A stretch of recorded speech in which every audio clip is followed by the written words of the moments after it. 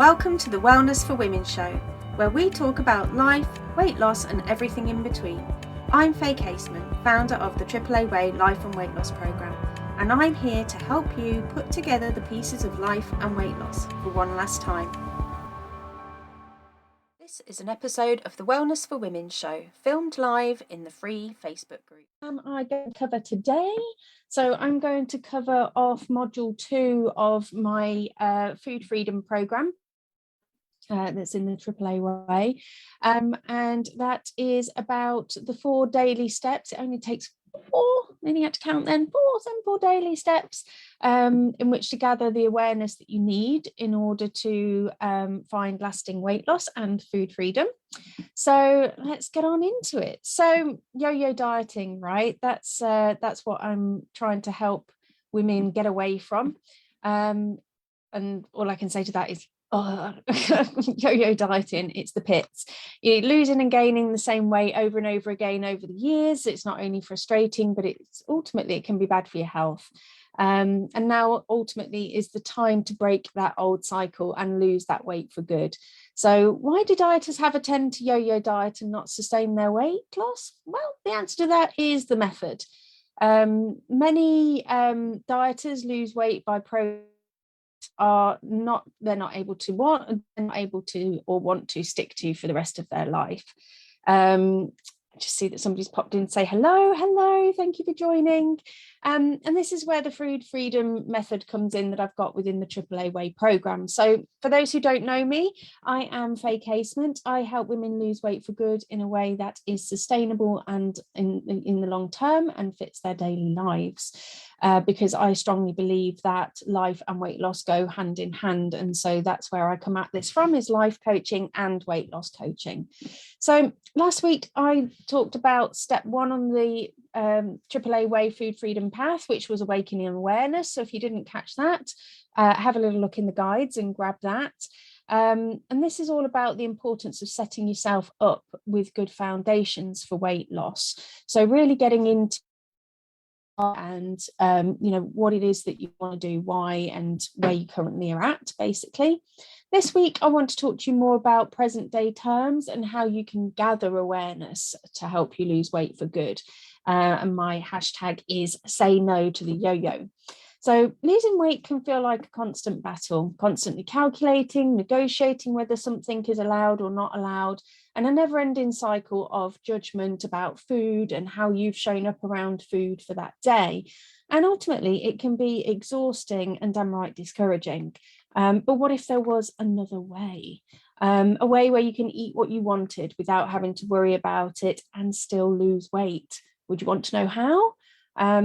And that's what we work on in the AAA Way ultimately. And all it takes is these 4 simple daily steps to help you gather the awareness that you need. There's going to be a link in the comments if you want to know more about the membership. But first up is I'm going to talk about is realistic commitments. So this is about setting yourself up for success in advance with the thinking part of your brain. So if you're not aware, we've got effectively, we like to call it 2 parts to our brain. We've got the habit brain at the back, and then we've got our prefrontal cortex at the front, which is where the majority of the thinking goes down. Most of us tend to live, or most of our lives are led out of the habit brain. And this is all built about from your belief system that you've grown about over the years. And obviously as dieters, there's quite a set of beliefs going on in the back there that makes a difference to how we show up. And so this is about setting realistic commitments for yourself, is about setting things in advance. So not relying on that habit part of the brain, not relying on the you that's tired from a long day at work, the you that's had a disagreement with your partner. You're setting it from the you that's got your back no matter what. And the key here is also to start with is not giving it too much thought, actually, although I just said that we're bringing it to the thinking brain. But ultimately, we've done too much of that over the years as dieters. The key here is about making it super realistic so you can do it with your eyes closed. So all you need to really ask yourself is, what do I want to eat that day? Not what should I eat? What do I want to eat? And then you have to meet yourself where you're at. There's no point starting a diet that's not going to fit your life and not going to fit your lifestyle ultimately. So again, that whole sort of adage of start as you mean to go on, really. And any diet that you will have started likely and does involve one of these kind of dramatic shifts. You know, all of a sudden you're cutting calories or counting points or cutting food groups, only eating shake soups or bars, ramping up the cardio. But were they sustainable? You know, for some people maybe, but for most I would have said no way. And even if it is, what expense does that come at, constantly having to calculate and negotiate your life? Ultimately it leads to, in my experience, deprivation and miserableness. And you honestly don't need to make it so hard for yourself. I recommend making a plan 24 hours in advance, but that said, if you're going out of town, you've got something coming up for, you know, a holiday or business, you know, we can create longer plans that you can then shift on the day, you know, so it doesn't have to be, it's not a time consuming thing, basically, is what I want to be clear on there. But ultimately, you know, you have the power to decide what works best for you in your life and to figure out what leads to success. And that's where I come in, because I can help you to figure out what works and doesn't work as you go along.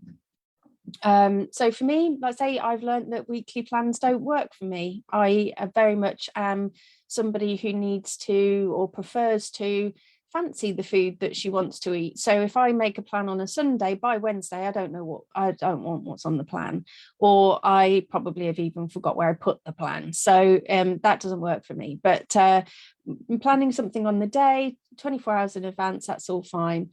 And again, what you can do is then look at your day as well, you know, and kind of say, well, what kind of day am I going to have today? So some days I work longer days and some days I work shorter days. So therefore I know from doing this gathering of awareness that I show up differently on those days. And so then I can adjust for it. So if you want to get started on this, I have put together a little booklet for you guys, which has got a planner in it. It's not the same planner that we use in the AAA Way coaching program. It's a watered down version, but it will give you an idea as to what you could be looking at and how you could use that awareness on a daily basis. So the other thing that we do in the AAA Way program is we work on mindful and intuitive eating techniques. So this is where the weight loss part comes into it, really. The planning helps because, as I say, you can plan in, if you're planning in advance, there's more chance of you actually showing up and doing what you're wanting to do. And then you've got the mindful eating and intuitive eating. Some would argue they're the same, some would argue they're different.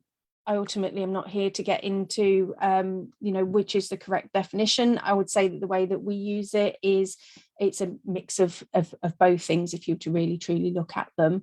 But ultimately what this is about is that, and this is why this can last you a lifetime, whereas calorie counting, points, etc., you know, you've got to have some kind of tool to figure that out, or you end up eating all the same thing.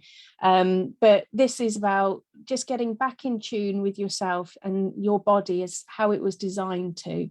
So your body's designed to give you cues as to what your body actually needs. When you were born, you weren't born designed to eat donuts after a bad day. You were born to cry when you were hungry and stop when you're satisfied. And so just like that baby, or Goldilocks, as I sometimes think about it as well, is about getting it just right for weight loss. But again, you have to meet yourself where you're at, and it takes a little bit of practice to tap into it. But when you do, that's when the magic happens. And for want of better words, it's when you learn to eat like a normal person and find the food freedom, which is, again, what I'm all about. It's about losing weight in a sustainable way to the point where you don't even know that it's happening, almost, because you're making the process so easy. And sometimes I know when I talk to my mum, she's like, you're always talking about hunger. She doesn't talk like that, and thankfully she won't be watching this. But it's not about being hungry. That's what I want to make very, very clear here. It really is not about being starving or hangry. You're just looking to get in tune with your body to figure out and identify if you are truly physically ready for food. So I will see a number of people posting, because of obviously the groups that I'm in, where they'll post, for example, that they have a load of calories left for the day or a load of sins left for the day. And so then they're posting a mountain of snack food that they're going to eat because they've ate salad all day or something like that. But ultimately, if they weren't physically hungry for that food, that's still technically an overeat. And so it's then no surprise that then when that comes to weigh day, that can then impact into that. So that's just some food for thought, pun totally intended. To give you an example of what I learned on the way, so I used to be a clock eater. Still something that I have to watch now, but basically I would look at the clock and my brain would go, it's time to eat. So basically I would have this tendency to have ate my breakfast by 9, lunch by 12, and dinner around 5 or 6ish. But ultimately, if I wasn't physically ready for that food, then I would be overeating because my body didn't need it for sustenance and for survival, effectively, if that makes sense. So something that, again, I had to be aware of is that I typically will try and sit and eat with my daughter most nights. And this still tends to happen around a similar time. So then knowing that this pattern comes up, I then make a conscious choice earlier in the day to, if I want to honor that time with my daughter, then I can adjust my food throughout the day to make sure that I'm ready for that meal, or obviously I can eat it later, but still sit and enjoy my daughter's company. But the point is that we're taking it to that thinking part of the brain. So I've also mentioned, I've also had emotional eating in the past. And again, who doesn't? That's human. So you've had a bad day and I've wanted to go into the kitchen and eat my face off. I gathered awareness about this. And so then I stepped into action about it, which is what I'm going to cover off in next week's live. But so much goodness in there. Things come out of just working on and gathering that awareness, because these were things that I didn't even know that I did. And there's also things that I would have done that weren't actually serving me in the long run because of my old diet thinking that I'd got from the various and many, many diets that I'd done over the years. And so there's just this hodgepodge of processes really that weren't really kind of going together. So the point here is that you gather awareness about what you do, how you do it, and why you do it, and then you get into the solving part. So moving on to the other side of the scale, so talking there about making sure that you're physically ready for food. And again, sometimes just going back on that, obviously, if that brings up any kind of thoughts for you about being ready for food, or the word hungry can sometimes be a triggering word for you, that's where the life coaching part comes into it, because food should never be an emergency situation. We are all thankfully lucky enough to usually have a readily available food, and so whereas some people will find that they have a mindset side of this as well, where they have to work on that mindset set, which I'll cover off in, again, another module. But then, like I said, moving on to the other side of the scale, this is about when do you actually stop. So for weight loss, you're aiming to stop at what I call satisfied or enough.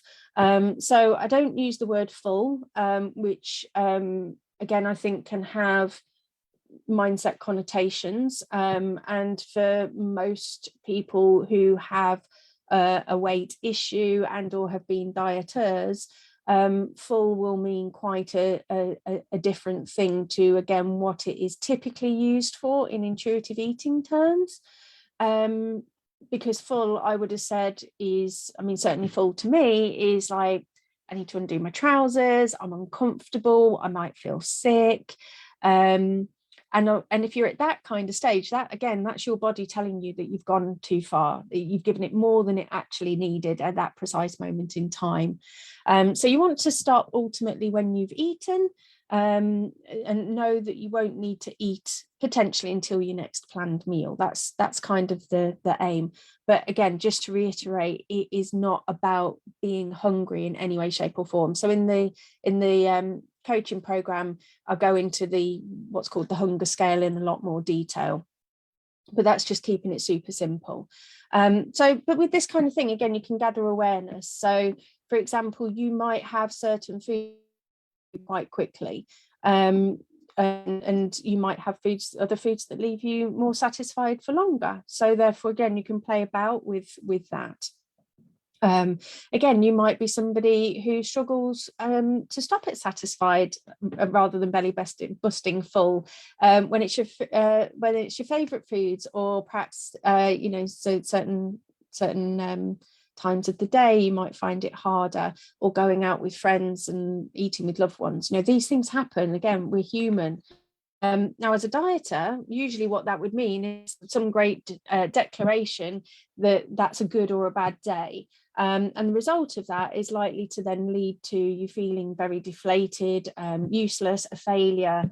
And one reaction that, again, many people will then have to that is heading to the kitchen and make yourself feel better, or snapping at a partner or your children. Whereas in the AAA way, what we work on is letting go of these judgments and those old diet rules, and we step into curiosity instead. Because ultimately, life and shit happens, and there ain't no point in fighting reality. But you can change your future at the end of the day by working on these things, working on your relationship with food. Then we have the third one, is the curious and kind assessment. So as I said, I've put together a smaller version of that you can try out. But this is where, again, that awareness piece really comes together. So if you're anything like I was, and things weren't going your way, as I said, it would be beat down central. I'd try and spur myself on with fear and judgment. How else was I going to change if I didn't kick myself up the butt? Now, the thing is, us humans, we're designed to either move away from pain or towards pleasure. So you would think that the butt kicking strategy would be a good one. So old me thinking would have been beat myself up, and I would say things like, I must change, I must do this, I need to do this, I have to do this. And the reality is, though, that word must, and must, should, have, need, brings with it additional pressure, which ultimately feels like rubbish. And you will then feel deprived, and then you'll likely have thoughts about not being good enough, and leading to you wanting to quit and run screaming to pleasure, aka chocolate, alcohol, anything ultimately that's going to numb you away from that horrible feeling that it's led to, because ultimately you judged yourself and you beat yourself up. Now, that's something that takes a little bit of working on. We cover that later in the mind injury module. But is definitely well worth thinking of, because like now new me thinking, and because of the assessments that we do and how it's set up, is about how can I move forward with kindness, and how can I change that habit. So the same end goal, you're still looking to change the habit, but the process is more natural, calm, and overall rewarding. And the end process there is that you reduce, you aim to reduce the shame and guilt, so that you have no more of these horrible feelings, and therefore there's more chance of keeping going. And that, my friends, is how you build consistency. So realistic commitments and expectations plus your self-love through the curious and kind assessment leads to consistency. And obviously with consistency, you are going to eventually get to your goal weight and that lasting weight loss. And because you've done it in a way that doesn't suck and it doesn't make you feel rubbish, you can live on it for the rest of your life. So what is in this curious and kind assessment? So ultimately, it's about just having a look at how your day went. What worked well? What could you do differently another day?